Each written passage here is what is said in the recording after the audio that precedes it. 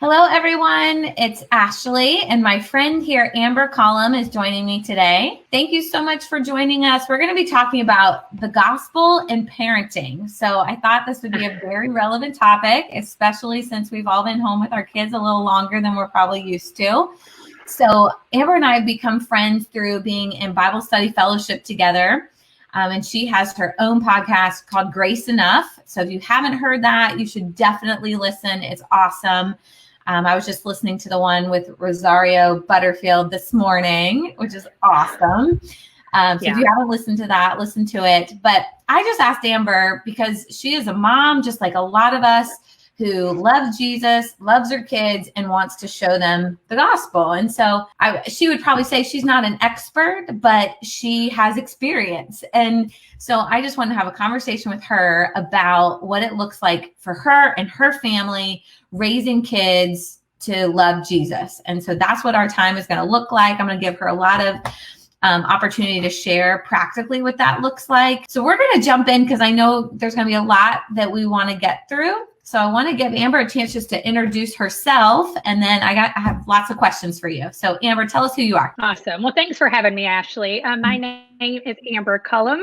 I am the host of Grace Enough podcast, and that is just a podcast designed to encourage believers that God really can use you to impact his kingdom no matter your story. Mm-hmm. And so we post new episodes every Tuesday.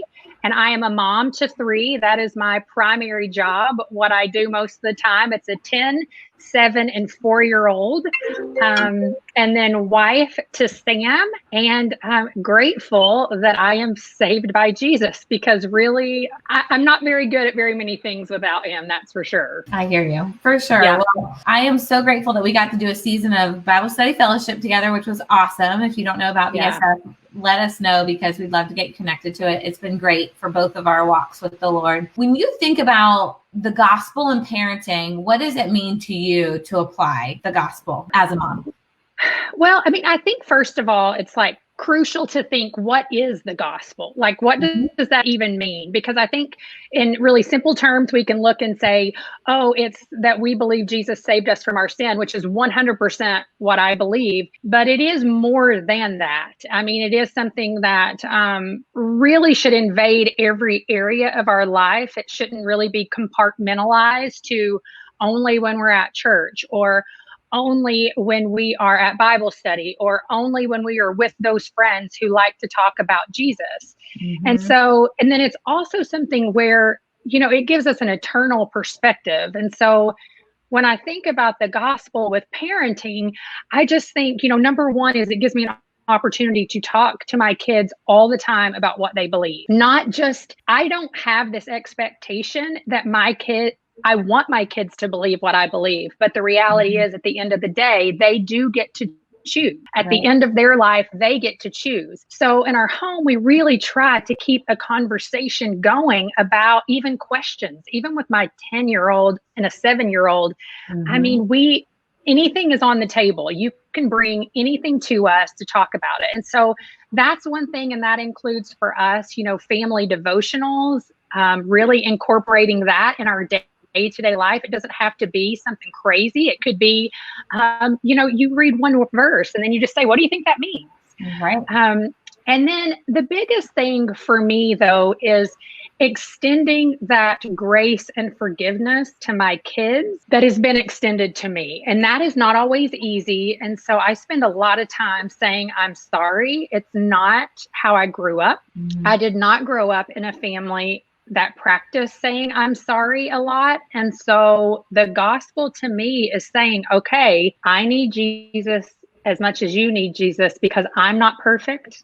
Right. Neither are you. And I never will be. And so I would say those two things are really the biggest things for me. Well, I love that. And even when Rosario was talking about her doing devotionals on her family devotionals, and I was just thinking about that today of like at least 3. And, for a while, it's like, it's too soon. It's not going to make sense. We're just going to be frustrated. But then I thought she's probably ready now to where we could build that in. one thing our church was encouraging small group leaders to do was like praying through like Acts, adoration, confession, Thanksgiving, supplication. And they encouraged us to do it every day for like a couple of weeks. And we started doing it with Ellie, and we've continued doing it. And it's awesome. And so I think that it's time that we could now add in a devotional piece. I've got a really good kids theology book that I think we could do one page of, read it. Right. Yeah. She might be running circles around us, but getting dialogue going so that she knows that that's where our heart is and what we're trying to guide and teach her to see. Parker as well, even though he's younger. Yeah. But I mean, there are a lot of easy ways to do that. And I think we definitely can overcomplicate it. I mean, there are little things like we use these things called Devotional Dippers, and it's just, they're in this little can, and you just pull out a little dipper, and it's got like 2, maybe 3 verses. But the one we did last night focused on Jesus is cornerstone and what that means. And I mean, then it has a little prayer on the back. It's not long, it's not fancy, but it's just normal, everyday truths about what do we believe. Mm-hmm. And I would recommend those. I love that. Do you do that at the dinner table, or is that bedtime before they go to how are you incorporating that into the day? I mean, ours most of the time is at dinner, but I mean, there is no formula, I don't feel like, because we'll do really well at doing dinner for a while. And then sometimes I'm doing the morning while Sam's not even home, because that's just what works best for our schedule. Typically with those, though, we are doing them around the dinner table. Yeah. You've got a captive audience, people That's right. all together. So it's a natural rhythm that makes sense for sure. Yeah. I love that. So you've already given us a couple of examples of how you apply the gospel to parenting, but do you have any others off the top of your head? I mean, adding in devotional on a regular rhythm to the family, saying I'm sorry, telling your kids you need Jesus. I mean, those are all modeling the gospel and parenting. Can you think of others that you could share with us? Yeah, I mean, so you were talking about Thanksgiving, and something that we do on a regular basis is we're pretty good about having a family meal. I mean, we do that around the dinner. We have family dinners every night, but once a week, we have a really intentional family dinner that we do to kick off our Sabbath. And we actually do practice Sabbath, intentional rest from all work, just to help us realize that we do have limits, and that God created the Sabbath so that we would commune with him. And so to kick off that Sabbath, we have a special meal where the dinner may not be that special, but we spend time like blessing our kids. We do the Arianic blessing. So the Lord bless you and keep you. We sing the doxology around the table. And really, it's just a time every single Friday night where our kids know this is a safe space, and we're not just coming to eat dinner. We're really coming here to open up the conversation of, did you face anything this week? And I think there is great wisdom in faiths that maintain tradition, because there's been a lot of research that has shown that people who have these intentional dinner conversations, actually their kids remain in the faith. And, a couple of those are actually the Jewish faith and the Mormon faith. And we know the Christian faith, people are leaving in droves when they get to college. And so one of the things they found are these intentional conversation meals where you're not just sitting down and eating and running, but instead you're like, what did you encounter this week? Or how did you see Jesus in your life this week? Where did you question him? And so that's something else that we've done even with our young kids. And I don't want to act like it looks pretty all the time, but we've had some incredible conversations because they know every Friday night that's what we're doing. I love that. And you did a podcast just recently, at least I listened to it recently, about Sabbath, and you'd shared that your family had started that. So if that's something anyone who's listening is thinking about or considering, or not even considering, but curious about, I would listen to that podcast that you shared, because I think that was helpful. And it definitely got my wheels turning just about what that could look like. And the other thought I had when I was thinking about the family devotion piece was like, Ellie is a captive audience right before bed because she's trying to drag out bedtime. Oh, so she's very manipulative and knows, like, I might be able to get another 15, 20 minutes out of mom and dad if I ask them some questions that seem important to them. So that's what I was thinking. I was like, if we could just start a little earlier, going back into her room and doing that devotional, I think she might, at this age, be a little more open to, that conversation as opposed to the dinner table right now where we're just trying to get her to stay in her seat, so Yes. it might be. Yeah. I have one of those too. Yeah. Depends on your kid's age for sure. Well, if you think of others as we're talking, please share them, because I mean, the way I learn is through practical examples versus principles. Like the principle of applying the gospel to parenting is definitely something that's very important to me, but then it's like how. And so I think practical, specific examples is super helpful. And so having a couple of different kids, couple of different ages, have you found it's harder or easier to apply the gospel in parenting at different stages? I'm sure all kids are different. Personalities play into that too. Yeah, I mean, that's the thing. I don't know that it's as much of an age thing as much as it is a personality and figuring out. And I mean, I'm sure I don't have teens yet, so I've got a 10, a 7, and a 4-year-old. I have been incredibly blessed, not to use that cliche term, but my oldest son just loves to learn about anything. So he has always been a captive audience, and I realize that is a gift. But my other 2 kids are not that way.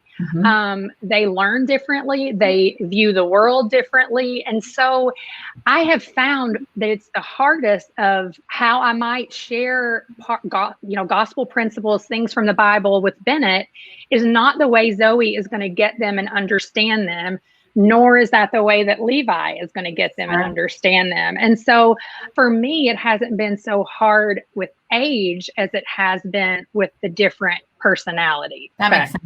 Because I also don't have teenagers yet. Sure. It's like I see that with Ellie being just strong-willed and wanting to be independent and in charge versus, I don't know what Parker's personality is, but maybe more laid back. So like you said, personality, developmental, where they are in maturity, all those things might play a bigger piece. Yeah. And I do think that's key with the earlier you start it just being a part of your life, the better. And that does not mean you have to share these, crazy in-depth truths. But, a woman recently said to me, the power of story is that if we went out and we just talked about our faith like we do maybe with our closest Christian brother and sister, it's amazing how many times you might mention, well, I was spending time with Jesus this morning, or, not a Christianese type of thing, but it's just part of your daily life. And sometimes we tend to hold back what we're doing with Jesus because we don't feel comfortable around people. Well, it's the same with our kids. Just you have to let it be an overflow in all conversation. I think like yesterday, I had to apologize to Ellie, and I was thinking as she gets older, that might get harder if I don't implement it early, because my pride will not want to say mommy was wrong. But if I've started at a young age saying mommy made a mistake, I'm sorry, that it will just be natural, like you said, to our family.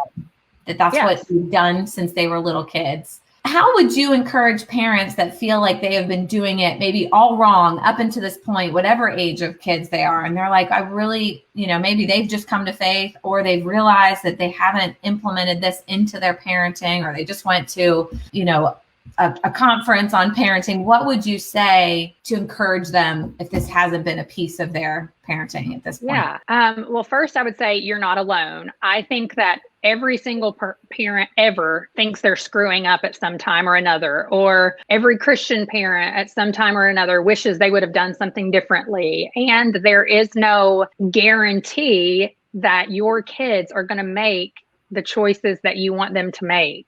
And so that's the first thing I would say. The second thing is it's never too late to start a new habit. I mean, I have to do that all the time. Like I would like to say, oh, we started family devotionals and we have done them every night since my children were little. But do you know how many times we start something and we stop it? Then we do something else. And then, it's just this constant evolving, what works best for my family? What can we do right now? And so it's just never too late to make a change in your family and to just start talking about little tiny things. And then going back to saying, I'm sorry. I mean, I am sorry goes a very long way. And I am so impressed when I look at my kids and I'm like, clean slate. You know how Jesus gives us a clean slate when we confess our sins to him and come to know him? Right now, you get a clean slate. I'm not remembering what you did anymore, and you're not remembering what I did anymore. And I mean, that just goes a long way, and it's something you can implement right now. Yes. I mean, it's just that part's easy. And so just kind of think through what's one simple change I would like to make right now. It's just like anything, your fitness goals, your eating habits, reading habits, your work habits, whatever it may be. The way that we end up making change is just saying, I'm going to do this one little thing, and I'm going to commit to doing it for a series of weeks. And so I think that's just where you have to begin. Right. And just start there, not look back at, man, we've missed it for the past whatever many years. We're starting now, and God can use this time to implement the love of Christ, hopefully in our kids as we move forward. I think that's good. Like, don't get stuck to where you don't want to move forward just because you're trapped from, I didn't start this sooner. That's right. And sometimes I think no matter what age your kids are, we don't give them enough credit for how much they can process and understand. And so there have been times where I've just sat them down and said, you know what, we don't really like the way this is going in our family right now. And so here are some things that we're going to do to try to change. And we'd like for you guys to be on board with us. And that's kind of that whole family team model. It's so easy to want to individualize everybody, but really we're a team. And if anybody out there has played sports, you know that unless the team buys in, the whole team, everybody suffers. And it's the same way with family. You kind of got to give them the game plan. You've got to give them the motivational speech in order to propel you forward. And kids are pretty much, they'll get on board if they feel like there's a purpose behind what you're doing. Sure. That's awesome. I love that. Well, I would say one personal struggle that I have in parenting, especially as it relates to the gospel, is discipline. And I would assume that there's others in that same camp. It is, I feel like Jed does this much better than I do, but I'm with the kids more. So it's like when he's with them, he does a good job with it. But what do I do during the time that I'm with them? And I don't want to be the, wait till dad gets home, mom. I want to show them the love of Christ during parenting and disciplining.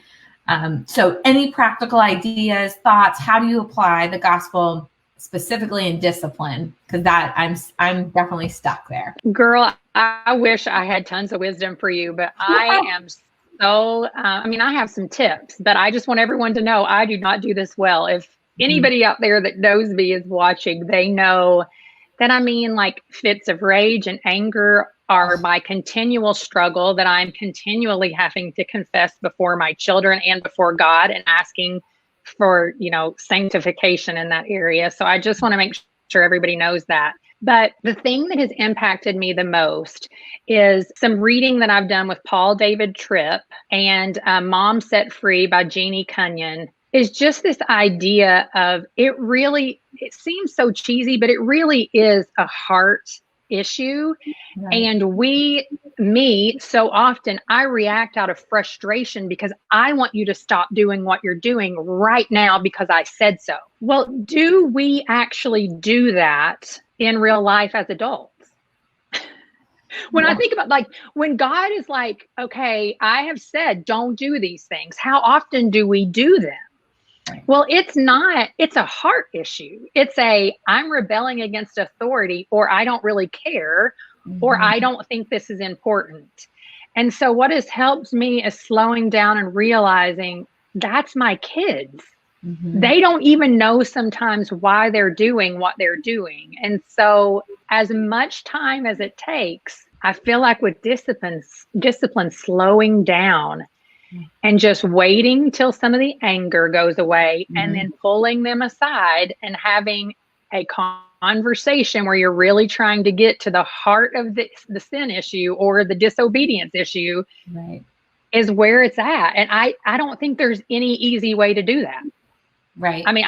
It just takes a lot of time, and sometimes you're going to screw up. When I love Paul David Tripp says, it's like, are you upset with your child because they broke God's law or they just didn't obey your rule or structure or the way you wanted your day to go?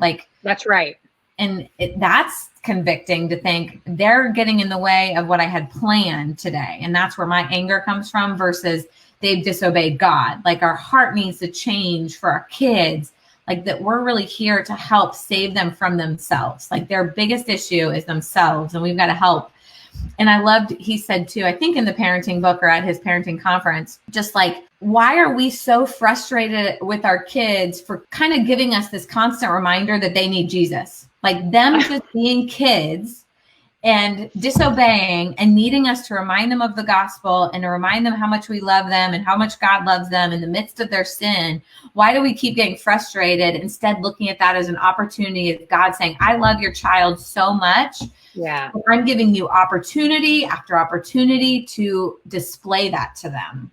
Yeah. And it's like, I just don't see it that way in the midst. It's like the fit of rage and anger that they have come in the way of my idol. Essentially, it might be productivity, my plan, whatever my idol is in that moment, they have butted heads with it. And now I am reacting out of the anger of my idol being shaken a bit. Yeah. Well, and that's the thing, like I get so angry so fast that a lot of times, I mean, I got to put myself in timeout, right? Like Mama's got to walk away for a few minutes and get myself together, because sometimes kids also learn that they can push your buttons because they know you're a reactor. And so that way it gets turned back around on us. And then I'm going back to them saying, I'm sorry because I overreacted. And so trying to take the big picture view, sometimes I just have to completely remove myself from the situation. And, you know, I'll be saying these little breath prayers of, you know, Lord, guide me, Lord, give me wisdom, Lord, you know, as I'm going into a situation, because it is so easy, depending upon your personality, to be like, why do we do this all the time? Right. So I just don't think there's this quick fix to discipline. Honesty with your kids is always the best thing. Well, and I think too, and I share this with Jed, it's like, the day can feel like we're just not making much progress. And it's like we're fighting the same battles multiple times throughout the day. And he keeps telling you, you've got to be consistent. You've got to follow through with the consequence that you shared. Yeah. And the consistency, because I was like, you know, Ellie will say, don't tell daddy. And I'm like, does she just think I'm a big wuss? Like, and he was like, yeah, I think she does. You know, like you've got to follow through so that she knows that you're a respectable authority figure in her life too.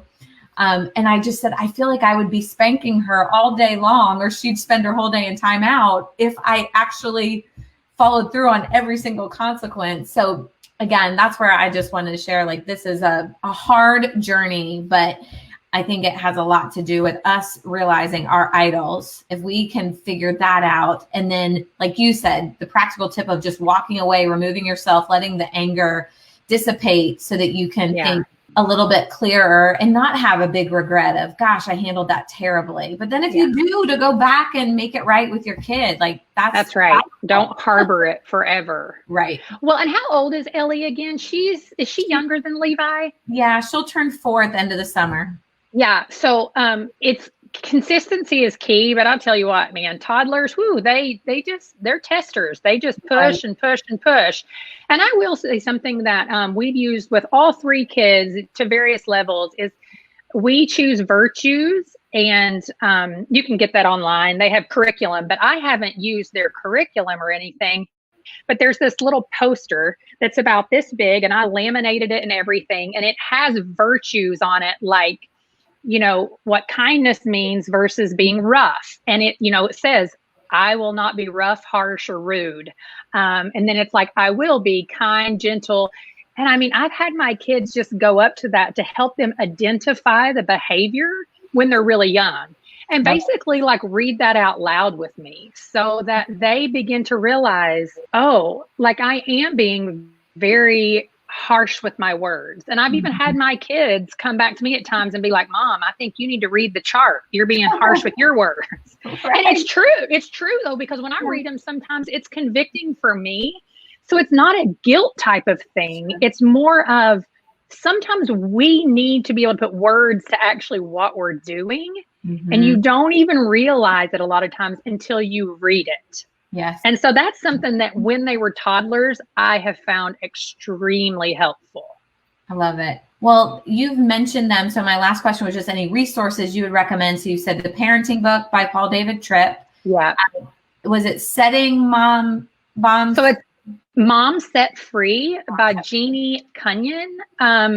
I interviewed her a while back too. Maybe I should have put some of these links out here for you. But yeah, that's just a great book about, taking yourself, get off the guilt trip. Okay. Like, because we can just feel so guilty. Right. Any other books or resources you'd recommend?